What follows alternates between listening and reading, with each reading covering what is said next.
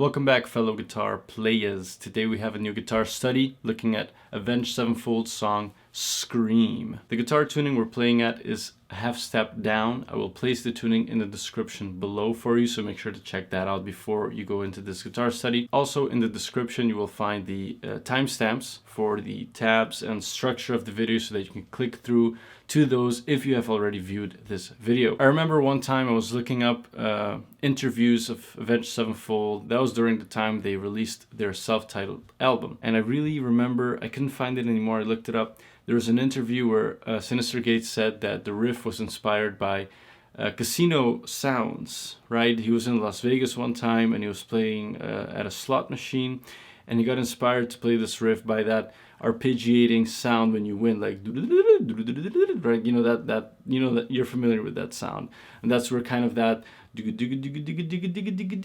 sound came from. At least that's what he said, and I really can't remember which interview it was from.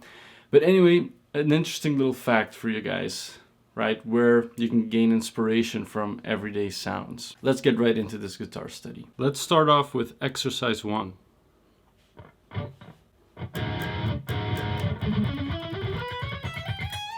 So in exercise 1, we're starting off on the low E and A string, both open notes. That's twice, mute with your left hand, and then again twice. So it goes not. So you have to add that little rest in between.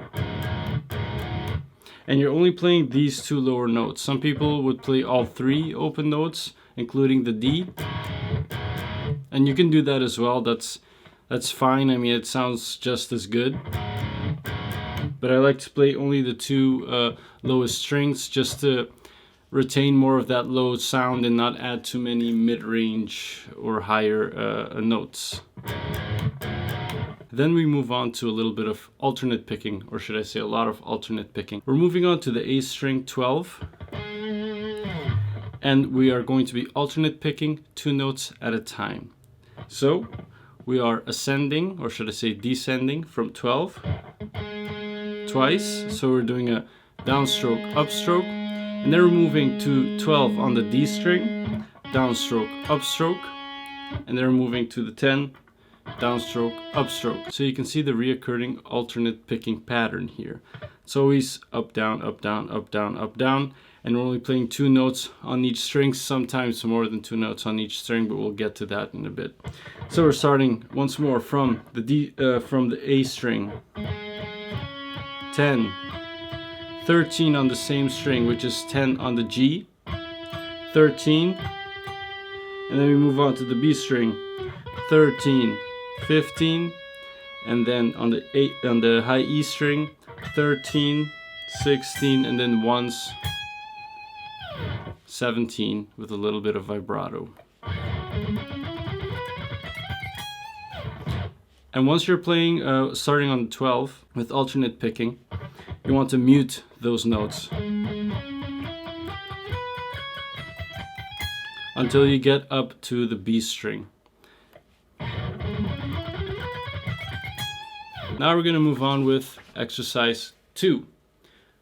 Here we start with the same open notes. Nothing fancy there, it's the same thing. And we're going to start again on the A string. But this time the alternate picking pattern is slightly, well, not slightly, it's very different. We're starting on the 12, and we're going to be picking 4 times on each note that occurs in this section. Take a look.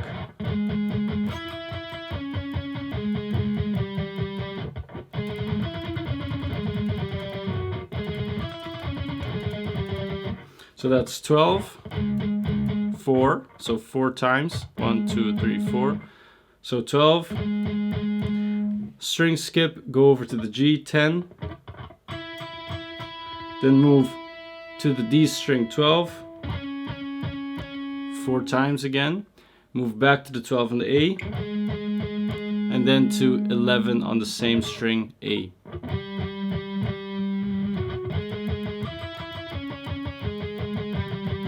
And you want to pick all the notes except for the 10, high 10.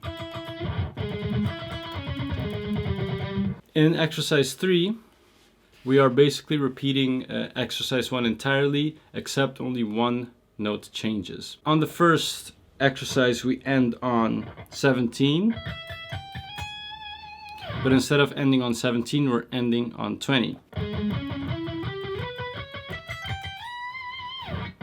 And we're adding a little slide to connect that note. What you want to pay attention to is getting the slide correctly and the little vibrato at the end. So when you're at 13, 16 on the high E, you really want to hit it correctly. You don't want to overshoot it or reach too late and play 19 instead of 20 or 21 instead of 20. And of course, when you get to it, little vibrato. And you don't have to really pick it either. You can just slide and bend without having to pick anything. There's enough power and strength there to really make the note ring out. And lastly, with part 4, again, we're starting with the open strings.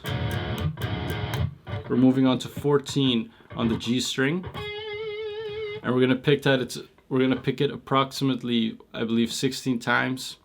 And we're gonna start first muted, and then we're gonna slowly bend it, and then we're going to lift our palm to release it from the palm mute.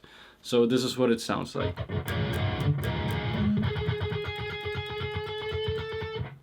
Okay, so you can either bend it downwards or bend it upwards. I like to do it downwards. This is simply purely for the feel of the riff. It just makes me want to bend it downwards for some reason, but if you want to bend it upwards, that's completely fine too.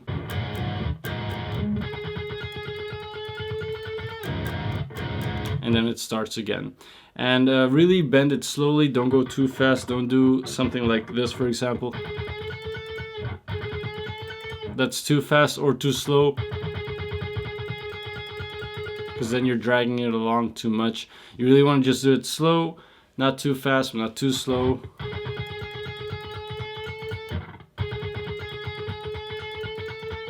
And then you just repeat exercise 1 to 4, but on the 4th one you actually omit the 14th note, so you don't play it at all, and then you start with the chorus. And that would be kind of it for this riff, for the intro riff. It's a very good exercise in alternate picking 2 notes per string, really. It really provides a good exercise in playing 2 notes per string, alternate picking, as that sometimes can be difficult. I mean, for me, myself, it is difficult to shred, for example, pentatonic scale. So this can help with that, with your right hand motion of really picking up that speed with alternate picking.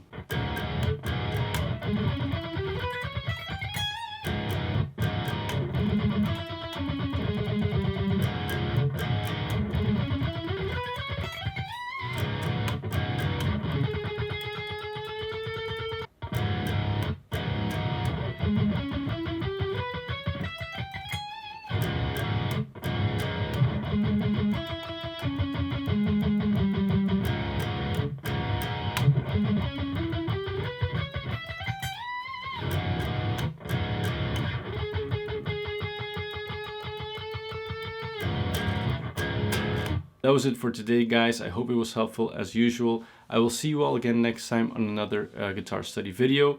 If you have any questions or suggestions for future guitar study videos, please leave them in the comments section below, and I will see you all again next time. I almost forgot. Thank you all for 200 subscribers.